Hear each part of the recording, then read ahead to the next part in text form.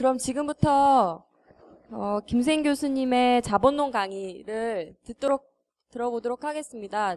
여러분들이 아마 잘 알고 계시겠지만 김생 교수님 소개를 잠깐 드리도록 하겠습니다. 김생 교수님은 한국 마르크스주의 경제학자이시고요. 서울대학교에서 오랫동안 학생들에게 마르크스주의 경제학을 가르치셨고 현재는 성공회대학교 석좌 교수로 계십니다. 우리가 이 강연에서 많은 것들을 배워갈 수 있을 거라고 확신하는데요. 네, 그러면 바로 교수님 연설을 들어보도록 하겠습니다. 예, 감사합니다. 이렇게 청중이 많이 오셔가지고 반갑습니다. 오늘 제가 할 이야기는 그냥 자본론에 관한 이야기입니다. 여러분이 지금 보면 프로그램이 굉장히 다양해가지고 온갖 현실적인 이야기를 많이 듣고 있기 때문에 저는 될 수 있는 대로 현실적인 이야기 하는 것이 아니고 자본론이라는 어떤 책이냐, 그거만이 이제 저 주제입니다. 그래서 사실은 이 청소년을 위한 자본론이라는 책이 작년에 나왔습니다.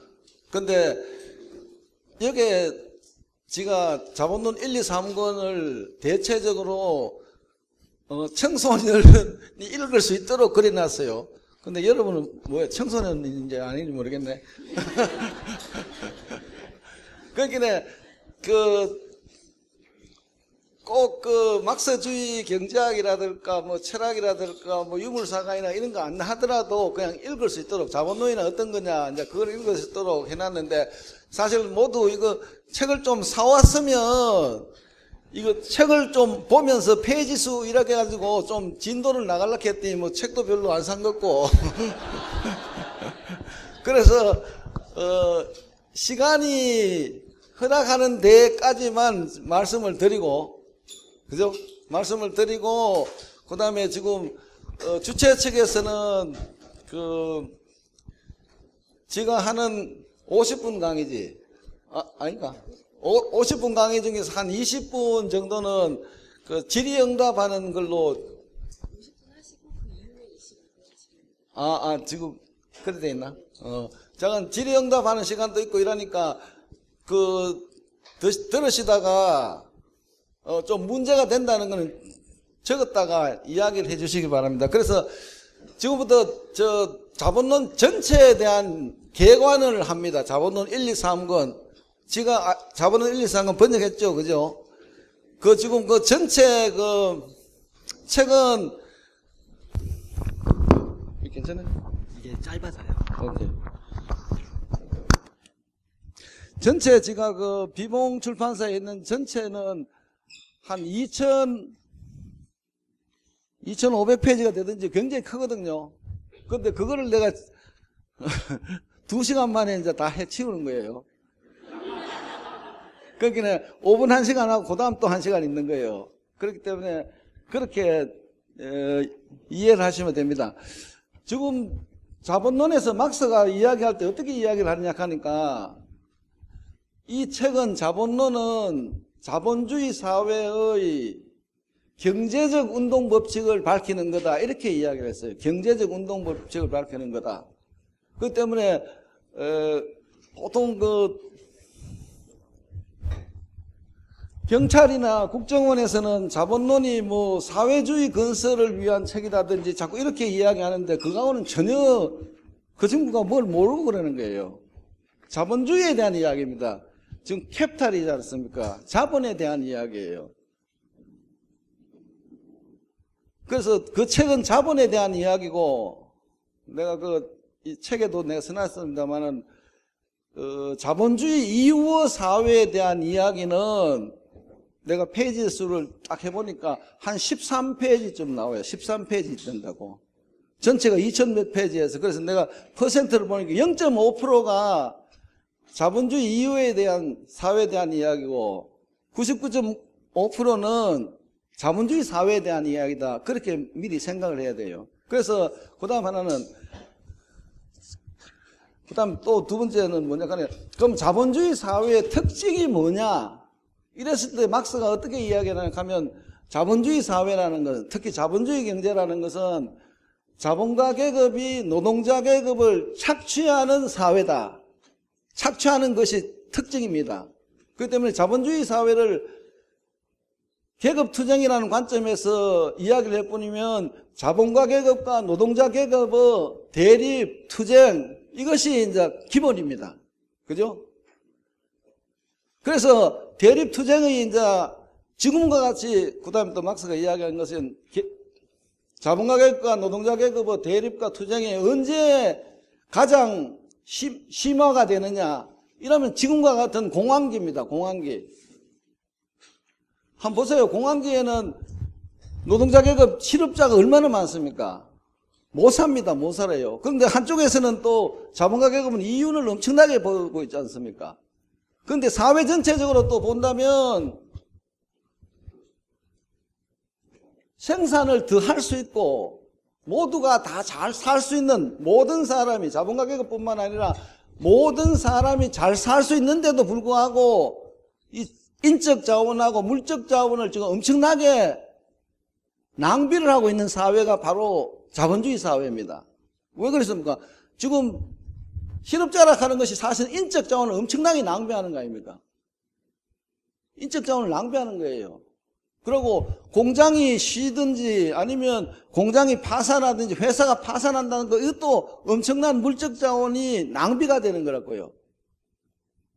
그 때문에 실업자들하고 그 다음에 쉬고 있는 공장하고를 합쳐가지고 생산을 해버리면 노동자들 취업하고 그 다음에 놀고 있는 공장 돌릴 수가 있고 이러면 생산이 일어나고 취업이 일어나고 이래가지고 모두가 잘 살 수 있다 이 말이에요. 그럼에도 불구하고 사실은 자본가 계급이 그걸 하지 않는다 이런 이야기예요. 왜냐하니까 자본가 계급은 이렇게 생각한다고요.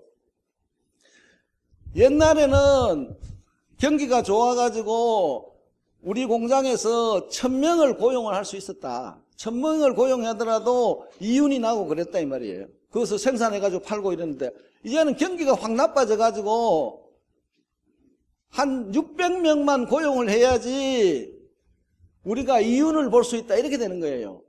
그래서 400명을 해고를 하는 거라고요. 그 400명 해고당한 사람이 바로 실업자라고요. 그 때문에 지금 실업이 많이 생기고 우리가 모두 못 사는 거는 자원이 부족해서 그런 게 아니다 이런 거예요. 그런 것이 아니고 자본가 계급이 생산을 조직을 하지 않고 생산을 조직하지 않는 이유가 자기들이 생산을 조직하더라도 이윤을 볼 수 없다. 이것 때문에 생산이 조직이 안 되고 그렇기 때문에 실업자가 많이 늘고 그 물적 자원들도 많이 쉬고 있다 이렇게 되는 겁니다. 그래서 노동자 계급하고 자본가 계급 사이의 대립과 투쟁이 심해지는 것이 바로 이 공황기입니다. 우리 뭐 전부 한진 중공업도 있고 온갖 일이 많이 일어나지 않습니까? 그리고 또 정부가 자본가 계급을 위해서 엄청나게 도와주면서 공권력을 사용하고 있다고요. 이게 전부가 계급투쟁입니다. 지금 엄청난 계급투쟁이 일어나는데 여기에서 만약 노동자 계급뿐만 아니라 노동자 계급을 위시한 여러 지식인 계급들이 이겨버리면 이 자본주의 사회는 끝장이 난다고요. 끝장 안 나겠어요? 그래서 지금 이제 그렇게 자본주의 사회를 그렇게 본 겁니다. 그런데 지금 주류 경제학에서는 어떻게 생각을 하니까 주류 경제학에서는 사회를 볼 때 이 사회라는 것은 개인으로 구성이 되어 있다 이렇게 됩니다. 개인으로 구성이 되어 있다. 개인. 이 사회는 개인으로 구성이 되어 있고 개인의 합이 사회다 이렇게 된다 이 말이에요. 그러면 개인을 이제 규정을 해야 될 거 아니에요. 개인이란 사람이 인간이 뭐냐를 알아야 된다고요. 그래서 인간이 뭐냐를 연구를 엄청나게 했는데 뭐 종교에서도 인간이 뭐다 이런 이야기 많이 하는데 인간이 뭔지 사실은 잘 몰라요 우리가. 왜냐 하니까 이 사람들이 지금 알고 싶은 게 뭐냐 하니까 인간이라는 본성이 있다 이렇게 본다면 본성. 영구불멸하는 어떤 본성이 있다, 인간이라는 걸. 그래서 그 본성에 따라서 이 사회가 움직인다, 이렇게 본다 이 말이에요. 그렇기에 역사적으로 인간의 본성, 결국 역사적으로 봤을 때 변하지 않는 본성을 찾으려고 엄청나게 노력해요. 그래서 찾아내는 것이 경제인이라는 개념이에요. 사람은 경제인이다, 인간은 경제인이다, 이런 거란 말이에요. 그게 무슨 이야기냐 하니까, 경제인이라고 하는 게 호모 에코노미쿠스라고 하는 건데, 그거는 뭐냐 하니까 모든 인간은 최소의 희생으로 최대의 이익을 얻으려고 노력한다. 인간의 본성이다. 이걸 그렇게 이야기한다 이 말이에요. 그래서 인간 처음부터 인간은 그런 존재다. 본성이 그렇다. 이렇게 딱 이야기를 해버리면 인간이 태어날 때부터 지금까지 사회는 하나밖에 안 된다고. 사회 형태가 하나고. 자본주의라는 사회 하나뿐이라고. 자본주의 사회에서만 사실은 자기의 이익, 그렇게 사적 이익을 추구하기 위해서 온갖 짓을 한다. 이런 이야기가 먹혀 들어간다. 이런 이야기예요. 근데 인간의 본성을 이런 식으로 이야기를 해버리면 실제로는 왜 노예가 있었느냐, 왜 농노가 있었느냐, 왜 임금 노동자가 생겼느냐, 이걸 이해를 할 수가 없어요. 모든 사람은 최소 희생으로 최대 이익을 올리려고 할 거 아니에요. 그런데 노예는 뭐예요, 노예는? 노예는 그럴 수 없는 지위에 딱 있다 이 말이에요. 그럼 노예는 인간이 아니라고. 그러고 임금 노동자도 마찬가지 아닙니까? 임금 노동자하고 자본가하고 딱 비교를 해버리면 임금 노동자는 자기의 이익을 최소 희생하고 최대 이익을 얻는다 하는 게 자기가 그렇게 할 수가 없다고. 우리가 알잖아. 임금 노동자는 기본적으로는 가서 일을 안 하면, 자본가 밑에 가서 일을 안 하면 먹고 살 수가 없어요. 지금 문제가 그거 아닙니까? 지금 복지노동정이고 전부도 직장이 없고 이럴 때는 사회가 먹여 살리자 하는 이것이 지금 복지노동의 기본이라고요. 그러니까 노동자는 지금 주류경제학의 그 원리에 쳐버리면 사람이 아니에요. 그 노동자들이 자기의 이익을 추구하고 자기가 희생을 덜하고 최대 이익을 얻는다. 그걸 어떻게 할 수 있어요? 지금 굶어 죽을 판인데 직장도 하나도 없는데. 그죠? 그래서 저 주류경제학에서는 이제 어떻게 돼버리냐 하니까 노예도 이제 선택을 했다고 나와. 노예가 되기를 선택을 했고 임금 노동자는 임금 노동자가 되기를 선택을 했다. 이런 식으로 딱 나온다고요. 지난번에 우리 정운찬 총리도 그런 이야기 했잖아요. 지금 자꾸 실업자가 많다고 하는데 사실은 일자리가 엄청나게 많은데도 말이야. 일하기 싫어가지고 실업자 되기를 선택한 사람이 많다. 이렇게 이야기했다고. 그게 말이 되겠어요? 그래서 그런데 그런 주류경제학이 이 세상을 지금 판을 치고 있어요. 판을 치고 있는데 이 공황 때문에 세상이 이제 많이 변했습니다. 그래서 한 달 전에 제가 그 한국 사회경제학회라는 거기에 제가 이사장인데 저 경북대학에서 전 세계에 있는 비주류경제학자들 확 모아가지고 대회를 한번 했습니다. 뭐 미국, 캐나다, 일본, 프랑스, 영국 뭐 다 왔어요. 이태리 다 왔는데 그 경제학자들이 이야기가 오면 자기 학교에서도 이제는 많이 경제학의 파라다임이 많이 변해가지고 지금과 같은 그런 주류경제학은 자꾸 무너지고 있다. 이런 이야기를 많이 하거든요. 그래서 지금 주류경제학이 이제 많이 무너질 거예요. 그러면 이제 서울대학에도 막스 경제학하는 사람이 좀 들어갈 수 있다. 나는 그렇게 생각을 하는데. 그래서 이 자본론 전체 흐르는 기조가 뭐냐 하니까 내가 이야기했잖아요. 이 자본론에는 자본에 대한 연구뿐이다 하고 자꾸 이렇게 이야기 내가 하잖아요. 자본주의에 대한 연구다 하는데 막스가 주류경제학자들하고 달리 인류의 역사라는 것은 자꾸 발전하고 변한다고 봤다 이 말이에요. 늘 하는 것이 이 세상에 변하지 않는 건 하나도 없다는 거야. 그래서 자본주의라는 이 사회도 어디로부터 왔다 이 말이야. 왔다가 또 어디로 간다 이런 얘기예요. 그러니까 자본주의 사회라는 것도 긴 인류 역사에 보면 하나의 찰나에 불과하다. 일시적이다 하는 말이에요. 그죠? 그러면 당연히 자본주의를 타도할 수도 있고, 자본주의를 새로운 사회로 만들 수 있다는 그런 가능성이 퍽 생겨버리는 거예요. 주류경제학은 인간의 본성에 맞는 게 딱 자본주의 뿐이기 때문에 자본주의는 영구불멸하다 이렇게 이야기하잖아요. 그래서 내가 그 책에도 했습니다만은 지금 막스가 보는 인류의 역사라 하는 것이 어떻게 되냐 하니까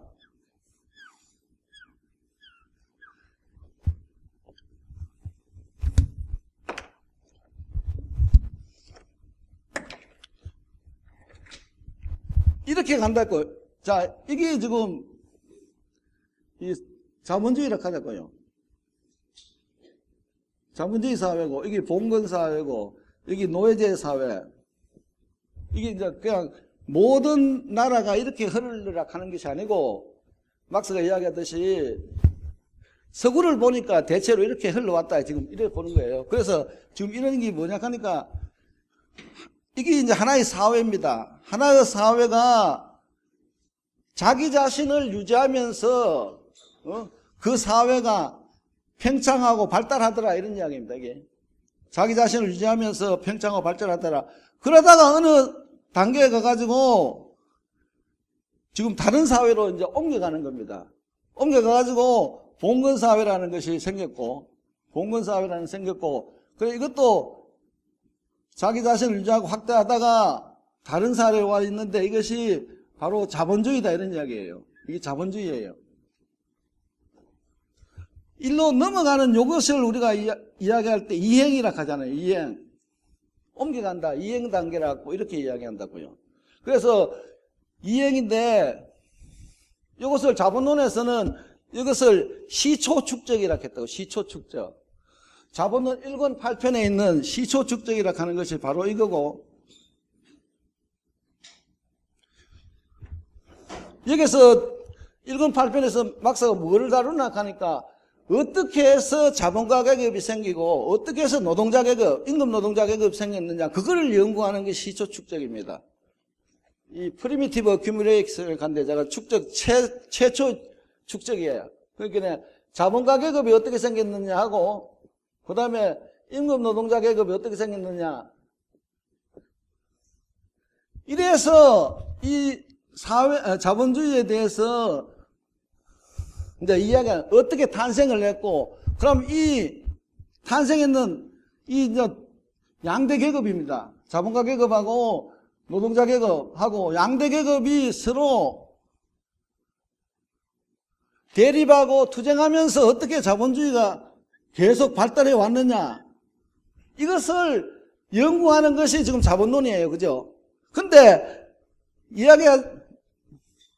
자본론을 읽으면 자본주의가 이와 같은 사회에서 올라왔는데 서로 양대 계급이 서로 대립하고 투쟁하다가 결국 다른 사회로 넘어갈 수 없겠다 하는 것이 금방 들어온다고.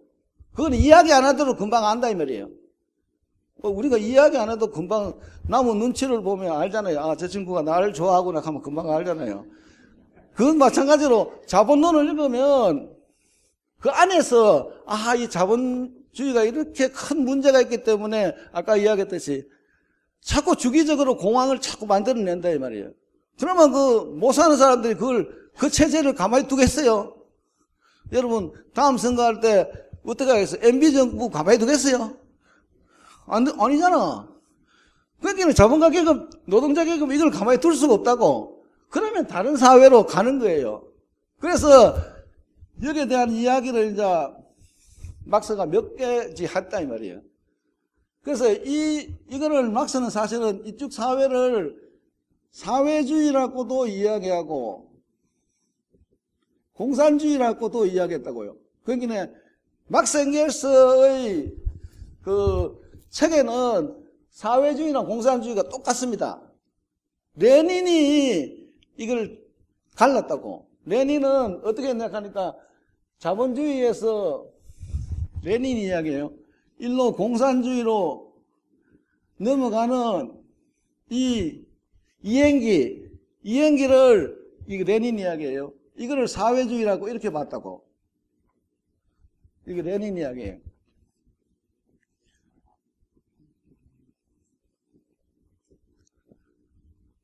그런데 막스 엥겔스의 책에는 쭉 사회주의, 공산주의를 같이 본 거예요. 차이가 하나도 없어요. 그러면 이 이행기 이거는 뭐냐?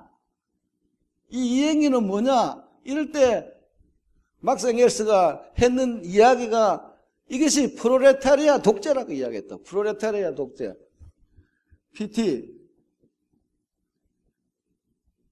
자, 이제 레닌 거는 지웁니다. 레닌은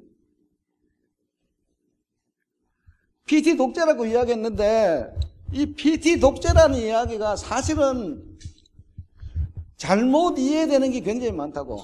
독재라고 하면 여러분 박정희 모르죠? 박정희 그놈 나쁜 놈이에요. 내가 대학 1학년 때 내가 6.1학번이에요. 6.1학번이니까 학교 들어가자마자 5월에 쿠데타를 해가지고 말이죠. 우리가 얼마나 당했는지 몰라요.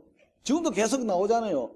사람 죽여가지고 뭐 엉터리 해가지고 사건 만들어가 죽이고 뭐 온갖 것 다 했거든요. 공부도 할 수가 없어요. 그럼 고려대학에 여기는 군인들이 여기 진을 치고 들어와 있었다고. 대모하고 이럴 때는. 그렇게 자꾸 독재를 그런 식으로 생각하는데 원래 그 독재란 개념은 이 막스가 이야기할 때는 바로 그런 것이 형태가 아니고 막스는 자본주의를 자본가 계급의 독재라 이랍니다. 부르주아의 독재라 이란다고. 그게 무슨 이야기냐 그냥 이렇게 무자비하게 뭘 했다는 그런 이야기 아니고 결국 자본주의 사회에서는 자본가 계급이 경제뿐만 아니라 정치에 있어서도 사상에 있어서도 지배를 한다 이런 이야기. 지배. 실제로 그렇지 않습니까? 지금 우리 경제는 재벌들이 경제를 많이 지배한다고요. 정치도 많이 지배하잖아요. 모두 정치 국회의원이나 행정부나 사법부나 전부가 큰 재벌들, 삼성 재벌은 꼼짝 못 하잖아요. 그게 경제 자본가 계급이 정치에도 저걸 한다고요. 그럼 또 뭐예요? 사상 면에서도 조중동이 얼마나 판을 칩니까? 그 전부 자본가 계급의 앞제비들 아닙니까? 그렇기에 자본주의 사회는 자본가 계급의 독재예요. 근데 왜 이 PT 독재라는 말이 나오느냐 하니까 아까 이야기했잖아요. 내가 이야기했다고. 지금 우리 실업자가 엄청나게 많습니다. 세계적으로도 엄청나게. 그리고 내가 이거 세계 대공황이라는 지금의 공황에 대해서 썼는데 이거 굉장히 잘 쓴 책이에요. 왜냐 하니까 내가 이제 여기 지금 부제가 자본주의의 종말, 그죠? 종말과 이 자본주의의 종말과 새로운 사회의 사이에 있는 여기 지금 공황이 터졌다 이 말이에요. 자본주의가 나는 망한다고 보고 또 앞으로 새로운 사회가 온다 이렇게 봤다 이 말이에요. 그죠?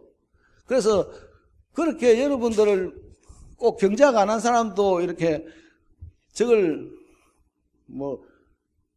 유인한다 할까 이렇게 꼬아야 될 거 아니에요.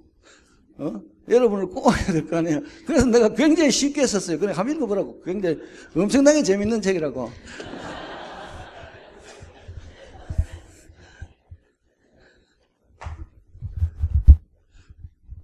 그런데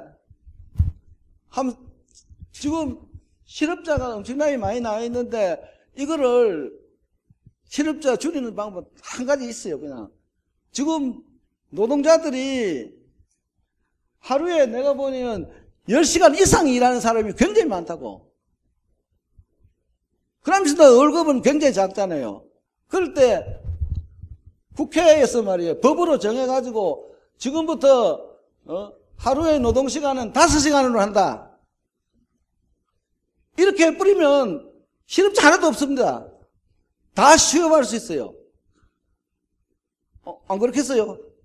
지금 하는 사람 일자리가 2배가 생길 거라고. 근데 그걸 왜 못해요? 자본가 계급 아닙니까? 자본가 계급이 그래 버리면 저걸 못한다. 이익을 못 보고 우리가 이익을 못 보면 경제를 누가 다스릴 거냐 이렇게 나오는 거란 말이에요. 근데 실제로 자본가 계급이 예컨대 삼성이면 이건희 회장이 무슨 능력이 그렇게 있겠어요? 자기가 뭘 그렇게 잘 아는겠느냐고. 오히려 나는 거기에 있는 실제로 부장이나 이런 몇 사람들이 훨씬 더 일은 더 잘할 거라 이 말이에요. 그죠? 그 때문에 자본가 계급이 이윤을 얻기 위해서 자꾸 노력하면서 이 실업자 문제를 해결을 안 하려고 하고 비정규직 문제도 해결을 안 하려고 하고 자꾸 자기의 이익을 자꾸 도모를 한다 이런 이야기예요. 그럴 때 그 사람으로부터 야 너무 그러지 말고 당신 재산을 전부 사회로 환원하라. 그죠? 그 말로 해가 되겠어요? 아니 한번 생각을 해보라고. 가가지고 내가 이제 막스주의 좀 유명한 사람이라 해가지고 가가지고 이야기한다고 이건희를 만나가지고 사실 한번 생각을 해봐라. 나도 참 훌륭한 사람인데 우리가 사회가 다 살아야 될 거 아니냐. 그렇기에 여기 있는 삼성 재벌의 모든 재산을 사회로 환원해가지고 사회 재산으로 해가지고 우리가 합리적으로 사회 전체를 합리적으로 하자 하면 뭘 하겠어요? 너보고 미쳤다 할 거야 당연. 그죠? 그렇기 때문에 이 PT 독재라는 것이 필요한 게 되는 거예요. 무슨 소리를 할까니까 이 PT라 하는 것이 꼭 노동자 계급만 생각하지 말고 노동자 계급을 위시해가지고 지금 운동이 여러 가지 많이 있잖아요. 여성운동도 있고 시민운동 여러 가지 있는 그 운동들이 힘을 가져야 된다 이 말이에요. 힘을 가져가지고 법을 고치든지 뭐 어떻게 하든지 해가지고 여기에 있는 것을 일로 옮길 수 있는 기본을 만들어내야 될 거 아니냐 이 말이에요. 이쪽에서 자본가 계급의 독재가 있다 하면 다른 데로 자본가 계급으로부터 모든 재산을 사회로 환원하기 위해서는 결국은 노동자 계급이 아닌 자본가 계급이 아닌 노동자 계급에 대해서 일반 서민들을 위하는 그런 세력이 이 사회에서 힘을 잡아야지 새로운 사회로 넘어가는 첫 단계의 발을 뛸 수 있다 이런 이야기예요. 그죠? 이거 굉장히 중요한 거. 그래서 막스가 자꾸 이래 이야기했잖아요. 인류의 역사는 계급투쟁의 역사라 하는 그 말이에요. 여기서 계속 자본가 계급이 세력을 유지해 버리면 그 사회는 계속 자본주의가 되는 거예요. 자본주의가 되면서 주기적으로 공황을 만나고 그런 식으로 쭉 나갈 거다 이런 이야기예요. 그죠? 그래서 자본론의 기본은 이 자본주의 사회 운동 법칙을 밝히면서도 이 자본주의는 일로 갈 수밖에 없는 그런 구조를 가지고 있다. 그 안에서 노동자 계급의 수가 증가하고 단결이 증가하고 이래서 그것이 밑바닥이 돼가지고 올라간다. 요까지는 이야기가 그냥 딱 집어서 이야기 안 하더라도 그냥 읽어보면 금방 알게 된다고요. 그런 의미에서는 이 자본론이 혁명적인 책이다. 이건 우리가 인정을 해야 된다 이 말이에요. 그러나 이 사회에 대해서 이야기한 거 막스가 자본론에서 이야기한 거 가장 중요한 이야기가 뭐냐 하니까 이렇게 했다고. 자유로운 생산자들의 사회가 된다 했다고. 여기 가면 자유로운 생산자들의 사회. 자유로운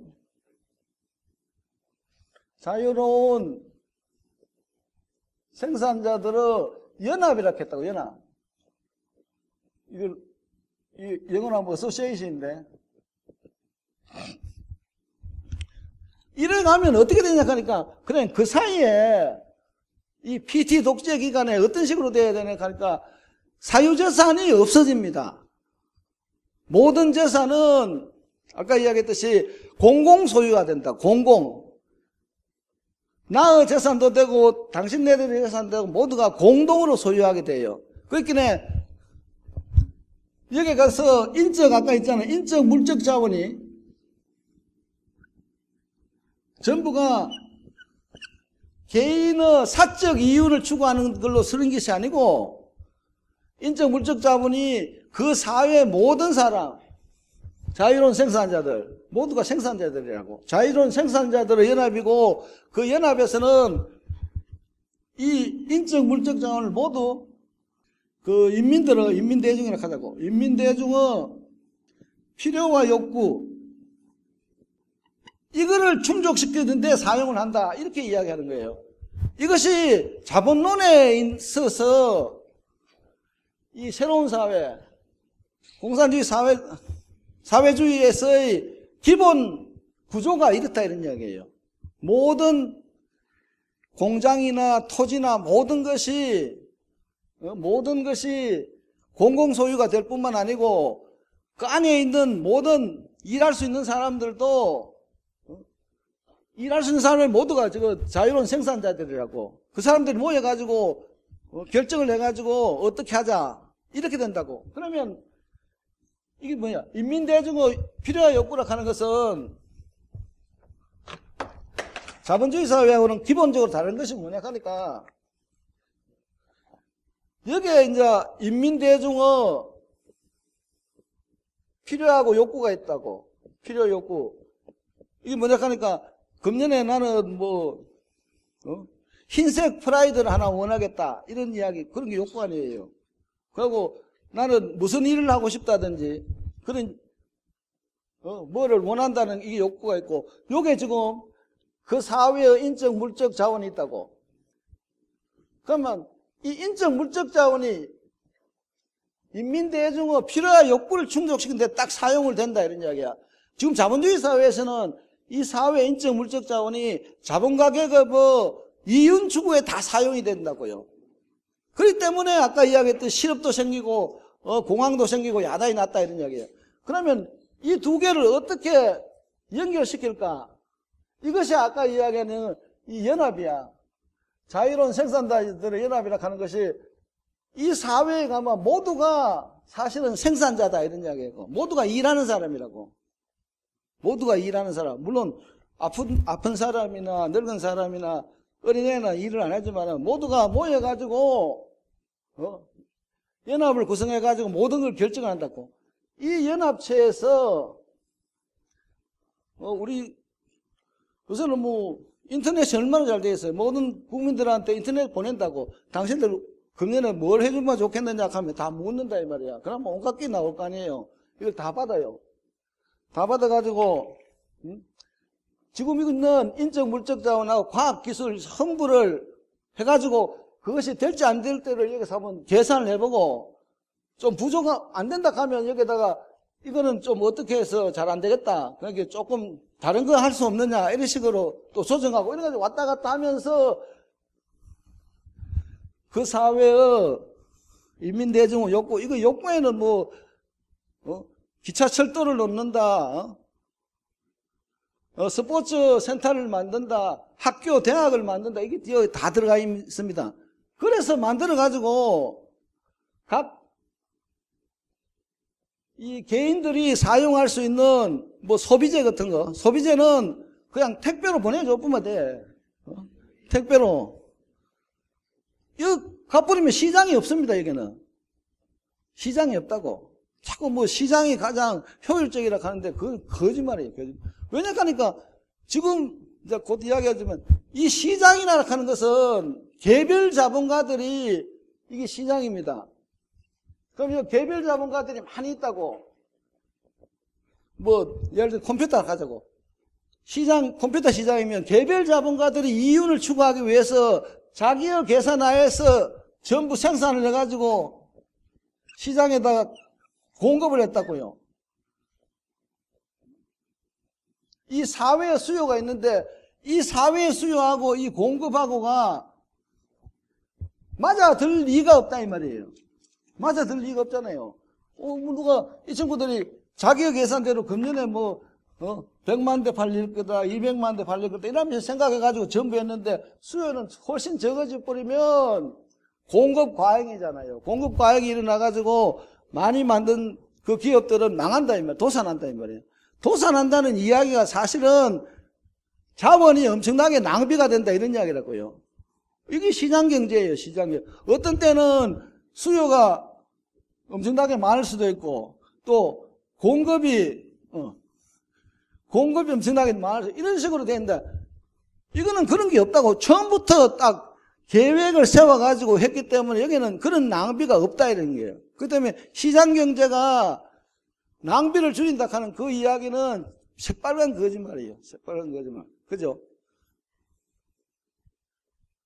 그래서 하나 예가 이제 막사가 든 예가 이런 이야기예요. 이런 이야기 있고 그 다음에 중요한 거는 가장 중요한 건 이게 이제 지금 계획경제라는 이야기인데 이 계획경제라는 이야기보다 더 중요한 게 뭐냐 하니까 이런 새로운 사회에 가면 계급이 없어진다 이래. 계급이 없어진다 이렇게 했다. 계급이 없어진다. 다시 말하면 착취하고 지배 억압이 없어지는 겁니다. 모든 사람이 평등하고 자유롭고 이래가지고 인간답게 살 수 있다 이런 이야기라고요. 이것이 새로운 사회, 막스가 이야기할 때 사회주의, 공산주의 사회의 가장 큰 특징이었다 이렇게 봅니다. 착취가 억압이 없는 사회예요.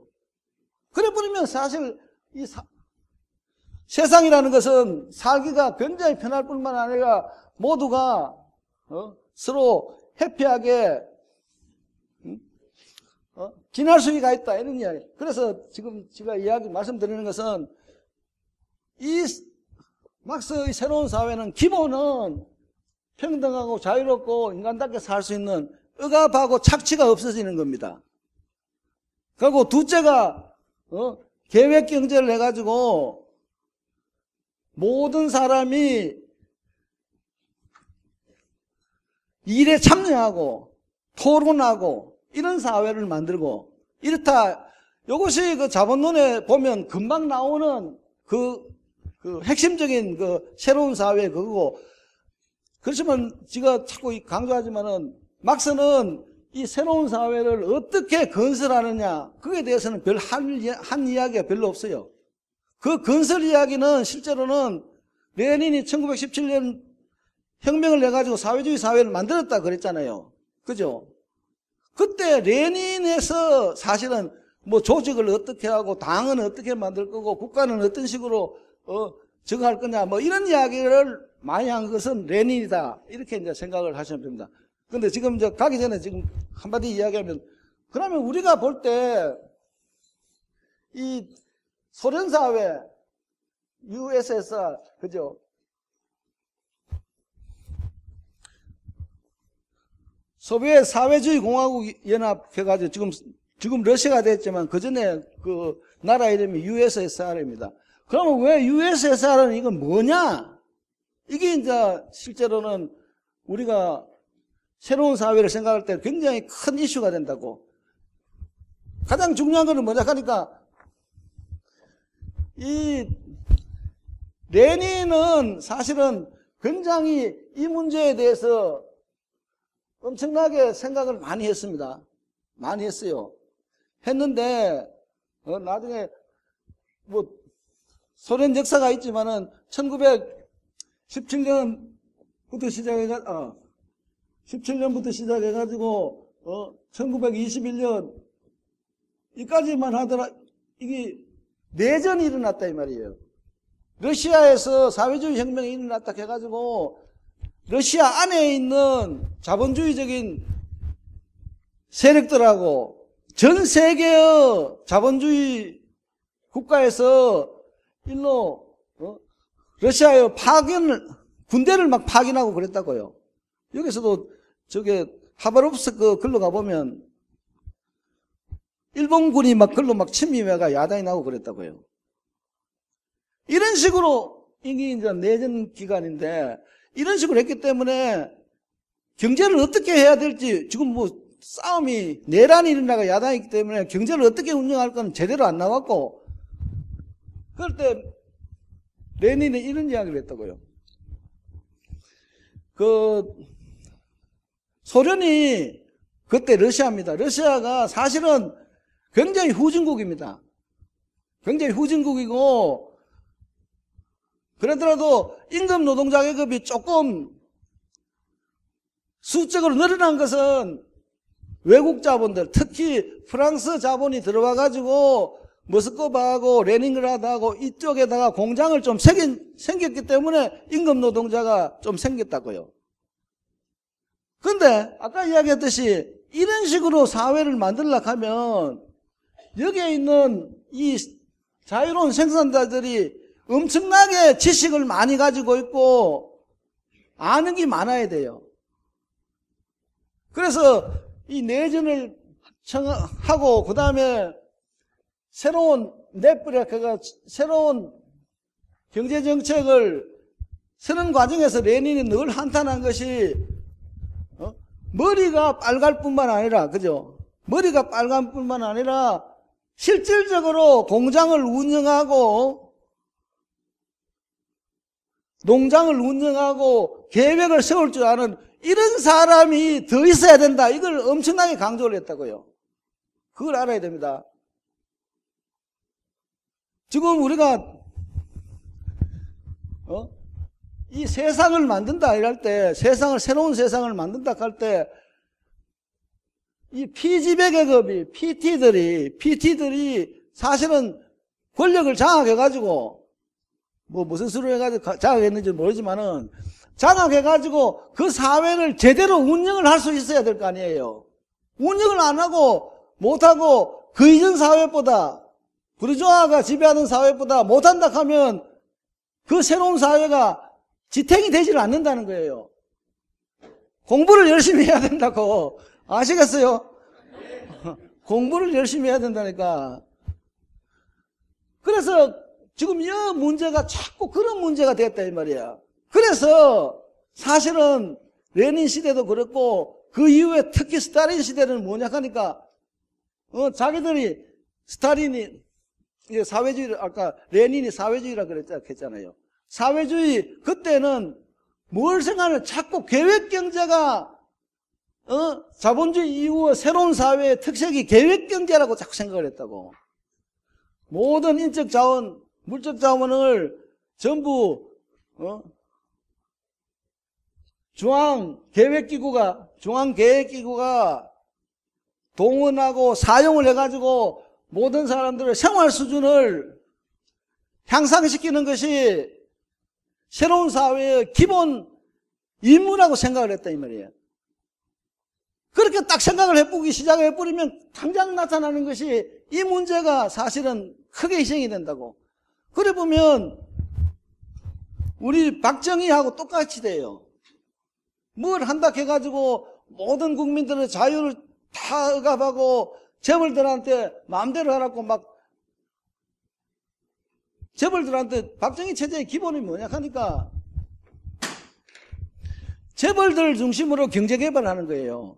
그렇게 재벌들한테 세제 혜택 줬지, 뭐 환율 혜택 줬지, 그 다음에 외자 도입 혜택 줬지, 전부 다 혜택을 줘가지고 그 친구들한테 경제개발을 하라고. 거기에 있는 노동자 계급이나 일반 서민들은 지금과 똑 마찬가지로 막 엄청난 탄압을 하고 이렇게 있는 거라고. 여기 지금 스탈린 하에서 그런 식이 되어버렸다 이런 이야기예요. 그래서 이 문제가 축 들어가 버렸다 이런 이야기예요. 근데 그것이 계속 그렇게 되어 왔어요. 거기는 이 러시아 사회, 그러니까 USSR, 이걸 그냥 소련에 갑시다. 소련 사회라는 것은 결국은 뭐냐 하니까, 공산당하고 그 다음에 정부 고급 관료들하고 또 경영자 청하고 이 친구들이 사실은 자본주의 사회에 있어서의 자본가 계급하고 자본주의적 국가하고 그걸 대신해가지고 인민대중, 특히 노동자 계급을 억압하고 탄압하는 그런 체제가 됐다 이런 이야기입니다. 그것이 가장 큰 문제였다고 봐야 돼요. 그렇기 때문에 지금 여기 온 캐리니코스도 그런 이야기를 하지만은 그것이 사회주의가 아니다 이런 이야기예요. 오히려 국가자본주의다 이렇게 이제 자본주의라고 지금 청하는 그런 이제 그 경우가 많이 생기고 있다. 그렇기 때문에 우리가 언제나 생각해야 될 것은 새로운 사회는 자유, 평등, 이런 착취가 없고 이런 거가 가장 큰 핵심이라고 봐야지 새로운 사회를 건설할 때도 우리가 만족을 느낄 수 있다 이런 거예요. 그래서 지금 저는 자꾸 사회주의, 공산주의라고 하니까 지금 생각되는 걸 여러분도 사회주의, 공산주의를 금방 소련 생각 딱 한다고. 그렇기 때문에 내가 이 사회주의, 공산주의를 하고 나는 늘 새로운 사회라고 한다고. 새로운 사회. 새로운 사회라고 하는데 새로운 사회라는 것은 여러분 다 모두가 새로운 사회에 꿈이 있다고. 어떻게 이렇게 하는 게 새로운 사회라가 될 거 아니에요. 나도 내대로 새로운 사회에 대한 꿈이 다 있어요. 그러니까 그 꿈들을 같이 비교를 해가지고 토론을 하면서 새로운 사회의 내용을 만들어 나가는 게 이게 중요한 거야. 새로운 사회가 뭐 지금 플랜이 있는 거 하나도 없어요. 우리가 만들어 내가야 한다고. 그래요? 그 정도 합시다 그러면. 지금 벌써 더 해야 되는데 안 되겠네. 그러고 예, 오늘 요거까지 하고 질의응답 합시다. 네, 바로 청중토론과 질의응답 시간을 시작하도록 하겠습니다. 강의 잘 들었는데요. 제가 요즘 유럽에 저는 고려대학교 노원학과에 다니고 있는 박춘태라고 하고 한국사회연구회라는 사회과학 동아리에 소속되어 있습니다. 제가 최근 국가 공산주의에 이제 좀 회의를 느껴서 유럽의 새로운 대학 모델인 협동조합에 대해서 많이 연구를 해봤는데요. 교수님 강의 중에서 마지막에 USSR이, 공산당 고위 관료하고 이제 군, 경찰, 치안 조직, 그리고 이제, 또 국영 기업이나 농장들의 집단 경영층 이제 실질적으로 이제 공장을 소유하고 있다고 보여지는 사람들의 삼각 동맹으로 이제 변질됨으로써 이제 망했다고 하는 그런 결론으로 이제 기착이 된다고 저는 보았는데요.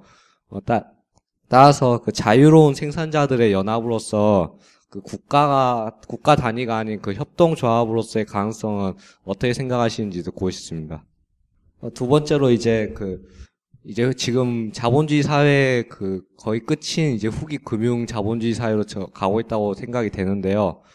그 다음에 이제 나타난 사회가 우리 북유럽식이든 아니든 어쨌든 사회 민주주의식으로 이제 갈 것이냐, 아니면은 이제 제레미 리프킨이 말했던 것처럼 이제 탈노동화를 통해 가지고 예를 들어 노동의 종말이라든지 이런 걸 통해서 탈노동 사회로 진입이 될 경우가 있는데, 저는 이제 과학기술의 발전에 의해서 탈노동 사회로 진입이 될 확률이 매우 높다고 저는 생각하고 있습니다. 그래서 아까 얘기했듯이 우리가 노동시간을 줄여서 더 많은 일자리가 생긴다든지 이런 방안은 단기적으로 이제 효율적인 해법이 될 수 있겠는데, 장기적으로 이제 기계가 노동자 계급을 대체해가는 과정에 있어서 더 근본적인 해법이 필요하다고 저는 생각을 하는데, 어떤 해법이 있을지도 궁금합니다. 네, 안녕하세요. 체육대 학생 정승휘라고 합니다. 예. 지금 사회에서 느낀 염증이 많아가지고 친구들 10명이랑 농촌으로 가기로 했습니다. 30살에. 예, 30살 되면은, 지금 24살인데, 6년 남았는데요. 제가 맡은 분야는 유기농입니다. 예. 거기에 대해서 이제 조금씩 공부를 하고 있는데, 10명 중에서, 그 중에서 마음이 맞는데, 일을 하기 싫어하는 친구가 있습니다. 예. 근데 이것도 마찬가지일 것 같아요. 만약에 사회가 변하면은 그 중에서도 일하기 싫다고 이런 사람들이 항상 나올 것 같은데 이 사람들을 깜빵에 넣어야 되나요? 지금 분위기가 좀 딱딱해가지고 재밌는 질문으로 하려고 그러는데 좀 실질적인 대책점이라고 해야 되나요? 그런 방안을 듣고 싶습니다. 감사합니다. 예, 저는 시민단체에서 실무를 맡고 있습니다. 이름은 김향진이고요. 제가 여쭤보고 싶은 거는 저희가 80년대 그리고 이제 민주화 대투쟁을 겪으면서 계급에 대한 그리고 이제 그 사회주의에서 이제 또 다른 새로운 사회로 이행하는 게 이제 희망적이다, 낙관적인 그런 시선들을 많이 가지고 그리고 계속 운동에 있었던 것 같거든요. 근데 지금 민주노총에서 민노당에서도 마찬가지고 진보대 통합이라든지 전혀 이렇게 정치적인 부분들에 대해서 이렇게 같이 합의라든지 이게 이루어지지 않았음에도 불구하고 그게 이루어지고 계속 논의가 되고 있는 거에 대해서 선생님께서 어떻게 생각하는지 그걸 한번 여쭤보고 싶습니다. 그리고 이게 양대 당에 그러니까 민주노총과 한국노총에 대결에 이제 있었었는데 지금 현대중공업이랑 그리고 서울 지하철 위시로에서 제3의 복수노조가 이제 등장함에 있어가지고 또 다른 궤도를 좀 나타낸다라는 생각이 들거든요. 한국 사회에서. 그러면 만약에 어떤 진보적인 그런 걸로서 역사가 움직인다면 그런 속에서 이 세 가지의 그런 노조의 형태들에서 어떻게 좀 바라봐야 될지 정말 낙관적으로 희망적으로 이제 또 다른 새로운 사회를 꿈꾸어도 될지 한번 지금에 있어서는 한번 좀 제대로 논의해야 되지 않을까 그런 생각을 감사합니다. 우선은 제가 하고 싶은 말은 어떤 얘기냐면 김동효입니다. 그리고 현재 연세대 국제대학원 진학하였고요. 지금 최근 관심 있는 분야는 환경에 좀 관심이 많습니다. 제가 사람을 살면서 보니까 관점이라는 게 굉장히 중요한 것 같아요. 이 관점이라는 게 결국 사람이 어디 위치에 있느냐에 따라 많이 달라지더라고요.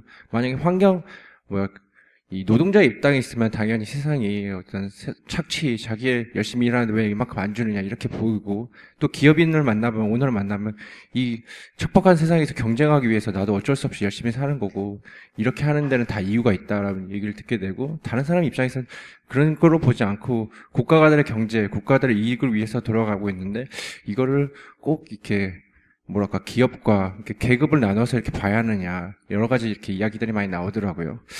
이런 관점에서 지금 현재 사람들이 돌아가는 환경에 대해서는 또 어떻게 생각하시는지 꼭 우리가 사회 내에서 사람들 사이의 충돌만 보고 꼭 이렇게 대립의 관점으로 세상을 살아보는 것보다 좀 더 큰 관점에서 요즘에 이 환경의 위협이 되게 많이 있는데 그 부분에서 좀 공부하면서 우리가 지금 다가오고 있는 위협을 잘 인식하지 못하고 우리끼리만 싸우고 있는 것이 아닌가 오히려 환경 등 이렇게 여러 가지 이슈들에서 단합하고 이 자연과 함께 사람들 사이에서 어떻게 인간들끼리 사회만 만들 것인가 사회주의 다음에 자본주의다 하는 사회주의다 이렇게 인간끼리만 아니라 인간이 같이 자연과 살기 위해서 어떤 사회를 만들 것인가에 대해서 좀 논의가 이 자본주의 입장에서도 좀 더 한번 연구되었으면 좋겠다는 생각에서 한번 거기에 대해서 어떻게 생각하시는지 궁금해서 질문을 드려봤습니다.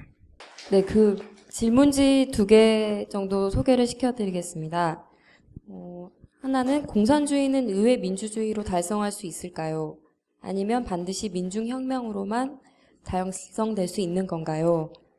창원대학교 사회학과 김태형이라는 학생이 이런 질문을 해주셨고요. 그리고 다른 하나는 무계급 사회에서 희소가치를 둘러싼 갈등이나 이해관계는 어떻게 정의되나요? 하는 질문이 있었습니다. 예, 안녕하세요. 저는 공무원이고요. 이신구라고 합니다. 아까 교수님 강의 말씀 중에 새로운 세상에 대한 희망들은 다 있는데, 물론 제가 이제 오래 산다고 해도 한 1세기 정도 살 것 같아서, 제가 살아있는 동안, 그리고 이제 공무원으로 재직하는 동안, 앞으로 제가 15년 정도 했으니까 한 15년에서 20년 잘리지 않으면 계속 할 수 있을 것 같은데요. 공무원으로서 공무원 생활을 하는 동안에 새로운 세상에 대해서 작은아마 뭔가를 하고 싶은데 물론 이제 노동자이니까 노동조합에 활동을 한다든가 뭐 더 좋은 일을 할 수 있겠지만 지금 현재 내가 있는 공직 사회 속에서의 어떤 그런 작은 변화나 시도 같은 것들이 그 새로운 세상하고 너무 멀게 느껴져서 그런 작은 실천 한 가지만이라도 또 이 내용과 좀 부합되는 실천할 수 있는 것들을 좀 얘기해 주셨으면 싶어서. 한 10년인가 그 전에 책을 샀습니다. 잘 읽었고요. 작년에는 책이 또 바뀌었다고 해서 근데 안 샀어요. 오늘은 예, 제가 샀습니다. 예. 샀고요. 예, 김수행 교수님이 얘기했듯이 뭐 저는 러시아 혁명은 성공했는데 그런 외부적인 그런 자본주의 국가들과 이런 세력들이 침입을 하고 좀 왜곡됐던 게 좀 있는 것 같습니다. 그래서 러시아가 스탈린 체제 러시아가 무너졌을 때 그때 막 이 자본주의가 마치 천년만년 갈 것처럼 TV에서 얘기를 했어요. 그렇게 얘기했었는데 지금은 그쵸 얼마 못 갈 것 같은 이런 게 되는데 자본주의가 그런 러시아 혁명 이런 시기 때 자기 이 자본주의가 유지하기 위해서 사회주의적인 요소를 받아들였습니다. 그래서 그게 수정 자본주의로 그 체제를 탈바꿈함으로써 그 사회주의 요소를 도입해서 노동자들한테 이 자본주의도 괜찮은 사회다라는 거를 겨우 설득하고 그렇게 변화시키면서 그 자본주의를 좀 유지를 해왔습니다.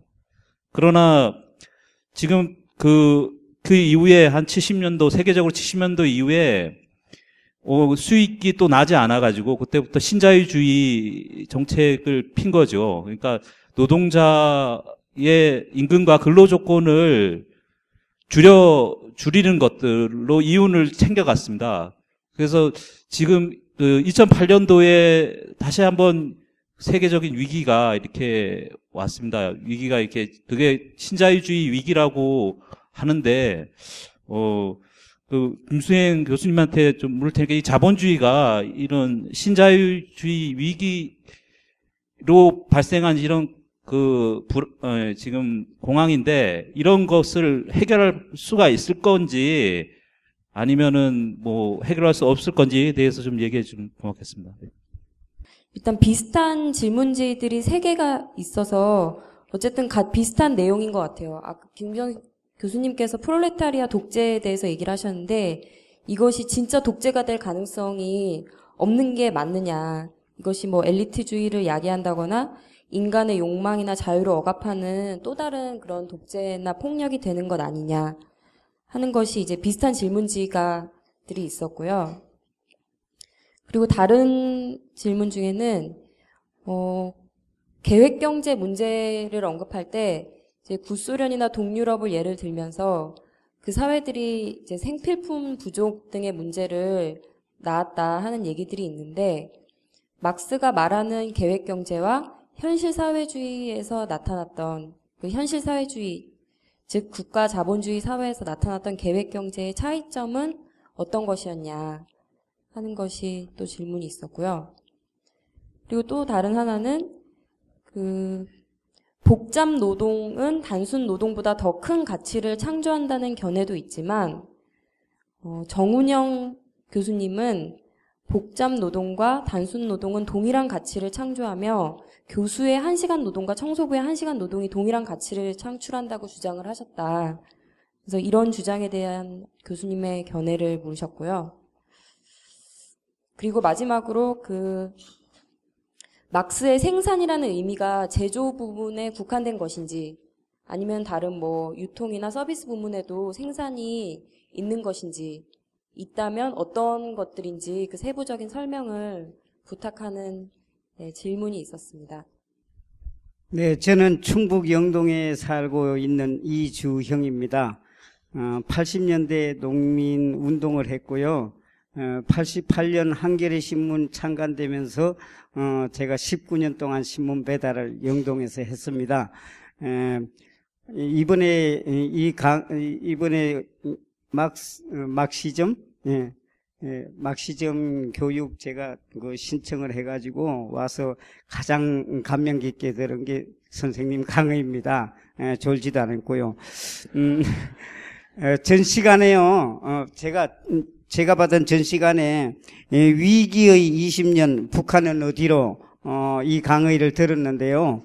거기에서 국가자본주의 국가든가요?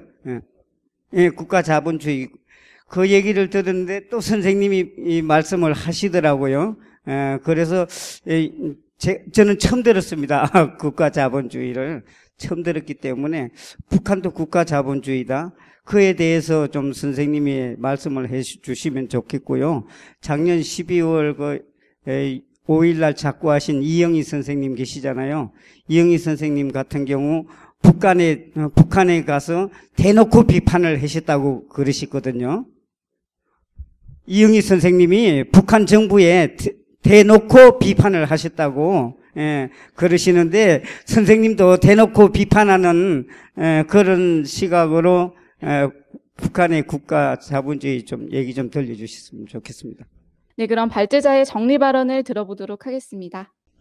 질문이 많을 뿐만 아니라 다방면에 걸쳐가 있어가지고 지가 뭐 사실은 그렇게 넓게 잘 모릅니다. 그런데 잠깐 저걸 하겠습니다. 그 하나 질문이 이거 자유로운 생산자들의 연합이라 하는 것이 노동조합, 협동조합 같은 형태가 어떠냐 이런 이야기인데 협동조합 그 형태도 바로 여기에 들어갑니다.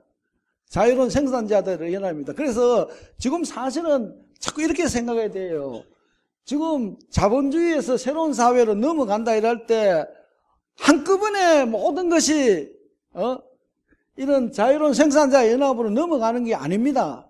그렇게 할 수가 없잖아요, 사실은. 그 때문에 이 자본주의 하에서도 이런 서로 모여서 협동조합도 만들고 뭐 사회적 기업도 만들고 각 분야들마다 이윤을 추구하는 것이 아니고 같이 일을 하면서 자본주의보다는 훨씬 나은 공장을 만든다든지 사회를 만드는 이런 모든 운동, 모든 조직이 전부가 내가 생각할 때는 자유로운 생산자들의 연합이다. 서로가 대등하게 뭐 기업을 한다 하면 기업을 할 때도 대등하게 같이 일을 하고 사장도 돌아가면서 사장하고 그죠? 심지 뽑으면 돼. 추천을 해가지고 사장도 돌아가며 하고 이런 식으로 자꾸 서로 동등하고 인격적으로 대하고 이런 사회 조직이 자꾸 많이 늘어나고 그것이 나중에 가서 사실은 이제 아까 이야기했듯이 그 사회 인적 물적 자원을 전부를 그런 식으로 운영해가지고 평등하고 자유로운 그런 사회를 만들어간다. 이렇게 하는 것이 저는 좋다고 생각합니다. 그리고 두 번째 질문이 지금 과학기술이 자꾸 발달하면 노동을 할 필요가 없지 않느냐 그런 이야기인데 굉장히 좋은 이야기입니다. 사실은. 그래서 지금 보세요. 지금 자본주의 사회에서는 기술이 자꾸 발전해버리면 어떻게 하느냐 하니까 해고를 자꾸 해버려요. 해고하잖아요. 기술 발전해버리니까 노동자가 필요 없으니 해고를 해버리면 이 사람은 먹고 살 수가 없다고요. 그 때문에 새로운 사회에 가면 그 기술이라 하는 것이 발달하는 것 같으면 실제로 노동시간을 확 줄여야 된다고. 노동시간을 확 줄이고 그리고 모든 사람들이 자기가 하고 싶은 일, 뭐 어디 가서 낚시를 하든지 산에 가 등산을 하든지 그런 식으로 자기가 좋아하는 걸 하면 된다 이런 말이에요. 그런 식으로 기술 발전을 하면 그 기술을 또 더 발전시키고 아까 자꾸 이야기하셨는데 자연하고의 관계에서 인간이 어떻게 자연을 보호하면서 자연과 함께 살아가느냐 이런 걸 자꾸 연구하게 되고 그런 식으로 가는 그러니까 사람이 나태하게 된다든지 생기가 없어진다든지 그래 버리면 그거 기술 개발할 필요가 하나도 없잖아요. 아무 의미가 없다고.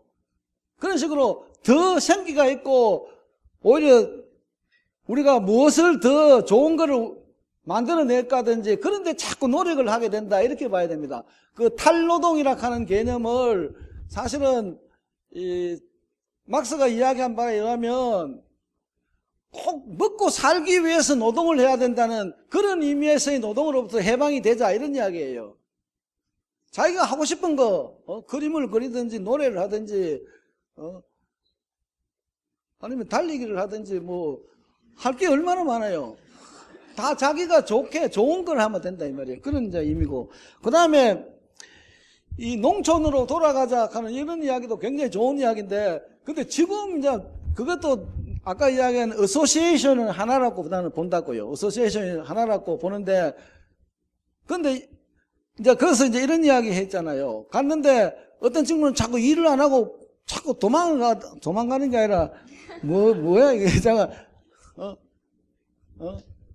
그렇게 한다는데 여러 사람이 가면 결국 그 사람은 좀 따돌릴 거 아니에요. 그걸 뭐 감옥에 넣는 거 이런 거 아니지. 잠깐 사회 전체의 분위기에서 우리 지금 이런 분위기에서 뭐 얼마나 공부에 열중하고 있는데 누가 노래를 부를 보면 그 친구 형편없는 사람이 돼버리잖아요. 이어서 노래 부를 수도 없다고. 그런 이제 전체적인 분위기가 그렇게 간다 이렇게 보시면 돼요. 너무 뭐 한 번씩 뭐 노래도 부를 수가 있죠. 그러나 전체적인 흐름에서는 그런 사람이 자꾸 줄어든다 이렇게 보는 것이 새로운 사회로 가는 데 있어서 큰 그 길이다 이렇게 이제 생각을 하시면 되고 그 다음에 하신 분이 지금 그 노동운동 자체가 새로운 사회를 가든지 그런 데 가는 데 있어서 엄청나게 낙관적인 그 결과를 낳을 수 있느냐 뭐 이런 이야기를 많이 했습니다. 근데 그걸 아셔야 돼요. 지금 민주노총 있고 한국노총 있고 뭐 당들도 민노당 있고 진보신당 있고 또 뭐 있고 이런 식으로 자꾸 있잖아요. 근데 그 자체가 당이든지 노총이든지 거기에서 문제가 되는 거는 뭐냐 하니까 자꾸 이거 지도부가 마음대로 할 수 있다는 그런 걸 주면 안 된다 이런 이야기예요. 모두가 그 있는 구성원들이 적극적으로 나서가지고 우리는 이걸 원한다든지 어떻게 한다든지 자꾸 이렇게 나가면서 가면 되는 거예요. 자꾸 그게 참가 안 하고 뒤에 앉아가지고 저놈들 뭘 하느냐 말이야. 가면서 자꾸 이렇게 욕을 하면 안 되고 적극적으로 참여해가지고 서로 토론해가지고 모두가 하나의 뜻으로 가는 그런 식으로 자꾸 만들어내는 그게 민주주의 운동입니다. 민주화 운동이에요. 지금 우리가 그 소련 이야기를 자꾸 했지만 소련에서는 짜르 그 지배하에서 엄청나게 시간이 많이 갔기 때문에 이런 민주적인 운동이 하나도 없었다고. 짜르가 뭐 급히다면 사람 잡아가지고 시베리아 유배 보내고 뭐 죽이고 이래버리기 때문에 민주주의적인 운동을 못했어요. 그리고 또 우리도 알아야 돼요. 우리도 박정희 밑에서 사실은 그 합리적으로 토론하고 글 쓰고 발표하고 이럴 기회가 하나도 없었다고. 그래서 그냥 모여가지고 할 때 비밀이 새 안 나가기 위해서 그 조장이 말이야 이렇다 하면 그거 암송하고 그랬고 다 하라고. 그래가지고는 절대로 새로운 사회 못 만들어요. 모두가 자기의 그 기분을 자기의 의견을 다 펴고 이래가지고 자꾸 하는 과정에서 자기도 크고 전체도 크고 이런 식으로 나아가는 것이 새로운 사회로 가는 원동력이라는 걸 늘 알아셔야 돼요. 그 다음에 환경 문제 이야기인데 지금 막스가 생각할 때는 그 당시에는 막스도 뭐 진짜 농업 문제하고 지대 문제 할 때는 환경 이야기를 많이 합니다. 환경 이야기를 많이 하지만은 그 당시에는 이 환경 문제가 자본론에는 거의 없습니다. 그거는 이 책 자체가 자본주의, 이 책 자체가 아까 이야기했지만 자본주의 사회에서의 경제 문제다 이렇게 생각하셔야 돼요. 경제 문제. 지금 자꾸 그 자본론을 읽을 때 오해하는 게 하나가 있는데 지금 보통 이렇게 이야기하는 유물사관에 의하면 여기에 토대가 있다고, 이게 경제적 토대인데, 토대가 있고 여기 생산력하고 생산관계하고 생산력이라는 것은 기계, 기술, 뭐 노동자의 지식 같은 이런 게 전부 생산력에서 얼마나 많이 만들어내느냐, 어떤 걸 만들어내느냐 그런 이야기고, 생산관계라는 것은 누가 공장을 소유하느냐, 회사를 소유하느냐, 회사가 만든 생산물을 누가 가져가느냐, 그리고 생산의 목적이 뭐냐 이런 게 이제 토대라고. 지금 그래서 이 생산관계에 있어서 특히 자본주의 하에서는 노동자 계급하고 자본가 계급이 생산의 양대 계급이니까 그들 간에 이해하고 이익이 대립해가지고 투쟁한다 이랬잖아요. 그러면 이 생산관계 그 위에서 여기 여러 가지의 막스가 이야기하면 이데올로기적 형태라 하는 것이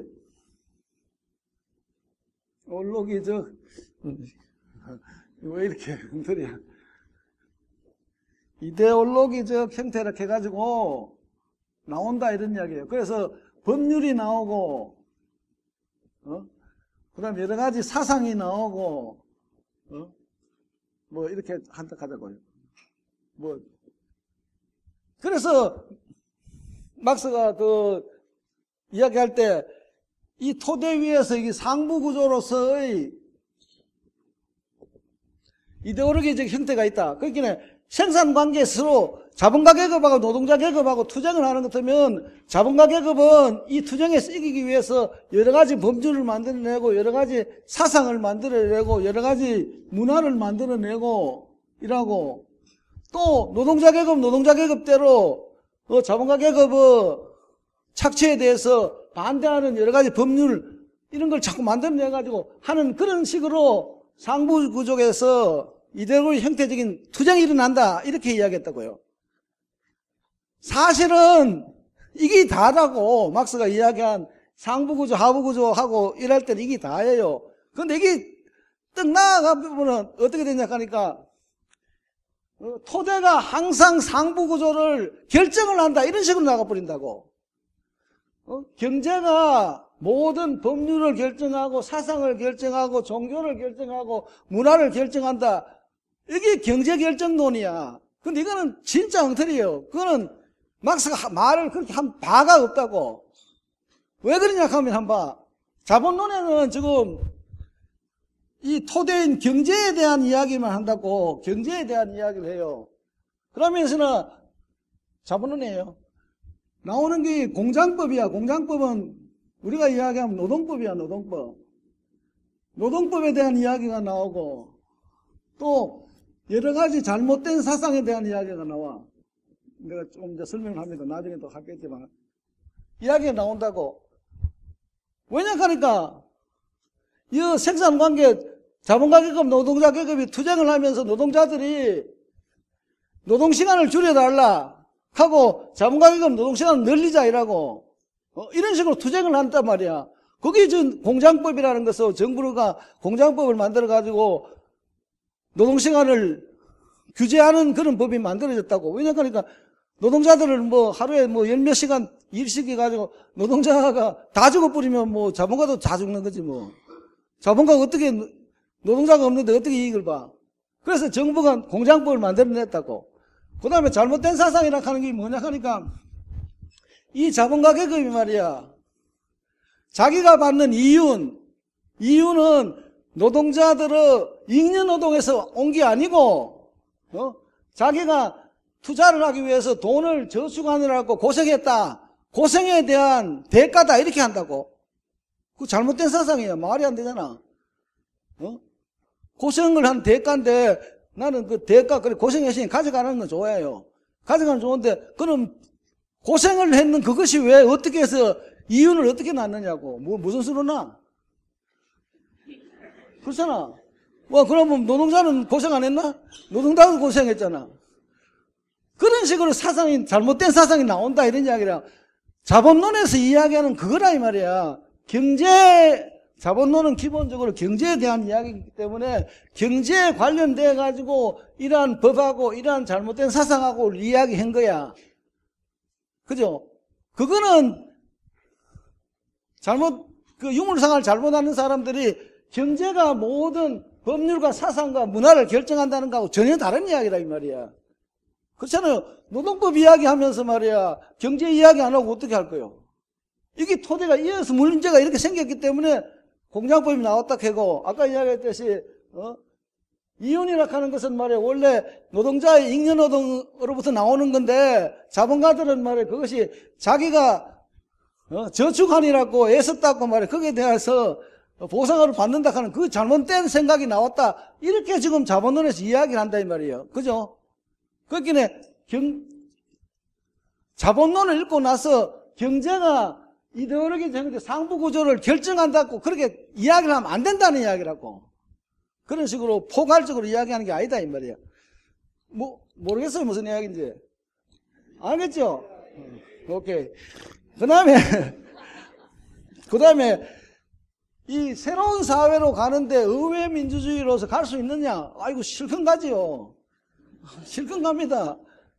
여러분 다음에 잠깐 훌륭한 사람 한번 훌륭한 당 노동자 계급하고 서민을 위하는 당이든지 그런 사람을 대통령으로 한번 뽑아봅시다. 국회의원을 확 뽑아가지고 세상 한번 싹 바꿀 수 있어요. 아까 그랬잖아요.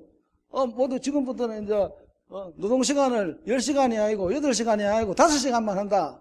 그리고 모두 복지 대학 전부 무상으로 한다. 뭐 어떻게 한다. 무상 뭐 얼마나 많아요. 무상 시리즈 그거 쭉 해버려도 다 된다고. 근데 여러분들 그걸 생각해야 돼요. 자꾸 쓸데없는 걱정하지 말았고 뭐 우리가 그러면 뭐 자원이 있을까 없을까 그런 걱정 하나도 할 게 없어요. 그냥 먹기만 먹으면 돼. 받으면 된다고. 아니 우리나라 사람들은 그게 문제라니까. 공연이 지난번에 이명박이 뽑을 때도 그랬잖아요. 그럼 토지 주택 많이 가지고 있는 그게 부동산세 그거 세금 때리면 말이야 나라가 어떻게 된다고 막 조중동에서 뜯으니까 못 사는 사람이 전부 아이고 그거 세금 내면 안 된다고 자꾸 그래가지고 표가 절로 간 거 아니에요. 그런 걱정할 필요가 없다니까. 모두 내놔라 해야 돼 뭐든지. 그리고 모두 요구를 해야 되고 그 요구를 가지고 정치 권력은 어떻게 그 요구를 충족시켜주냐 그것만 나오면 뿐이에요. 실제로 급하면 저걸 해야 돼. 군대를 없애버리면 돼요. 한번 생각해보라고. 아니 왜 그 돈이 얼마나 들어가는데 저는 국정원 가는 그 돈이 얼마나 들어가. 쓸데없는 그런 짓 하고 있다고. 그거 다 없애고 군대를 왜 자꾸 사람 들고 가 사람 죽이고 그러느냐고. 그러면 말이 안 되는 소리지. 그런 거 해보면 세상이 확 변한다 이러냐. 그렇기는 의회 민주주의로도 충분하고. 근데 실제로 한번 생각을 한번 해봐요. 지금 우리나라는 미국의 무장이잖아. 미국이 지금 무기를 다 가지고 있고 무장을 다 하고 있는 거예요. 그래서 여기서 무장 투쟁한다 하면 큰 코 다치는 이야기야. 그거 이길 수 있겠어? 사회가 전체가 확 뒤집어 가지고 다른 나라가 꼼짝없이 개입을 하고 이럴 때가 실제로는 이제 우리가 새로운 사회를 만들 수 있는 그런 이제 길로 간다. 이렇게 생각하면 될 겁니다. 그 다음에 공무원들이 어떤 일을 하겠느냐. 지금 이렇게 생각을 해야 된다고 아까 자꾸 이야기했는데 새로운 사회라 하는 것은 오늘 예를 들면 혁명이 일어났다 해가지고 새로운 사회가 딱 되는 게 아니에요. 뭘 일을 해내야 될 거 아니에요. 자, 재벌들의 재산은 어떤 식으로 해가지고 사회에 반납하고 경제는 어떻게 조직을 할 것이며 어디까지를 사적 사유로서 남겨두는 구멍가게하고 이런 걸까지 전부 다 공공 소유로 할 필요는 없어요. 큰 기업만 하더라도 대세가 확 달려가니까 그런 식으로 하려고 하면 공무원들이 굉장히 필요하죠. 공무원들 지금 내가 영국에 10년 사는 사람이에요. 영국에서 공무원 노조가 엄청나게 그 힘이 있어요. 그래서 저걸 할 때 선거를 하고 야당 여당 해가지고 선거하고 이럴 때 공무원 노조들이 여당을 비난을 막 할 수가 있다고.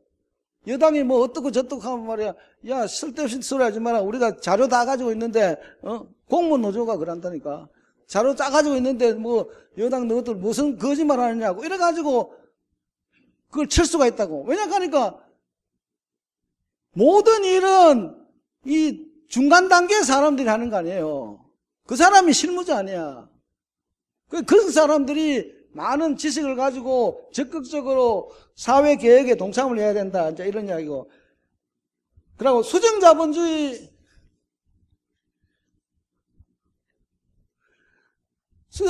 지금 이제 그 수정자본주의하고 지금의 공항은 요 다음 시간에 제가 쭉 하겠습니다. 요 다음 시간에 하면 되고, PT 독재가 진짜 독재로 전환될 가능성이 없느냐? 이것도 가능성이 있습니다. 가능성이 있다고요. 진짜로 독재를 하는데 독재를 하는 게 뭐 전부 스탈린 같이 1인 독재로 가고 이렇게 다니라고 우상숭배하고 이런 식으로 나간다 이 말이에요.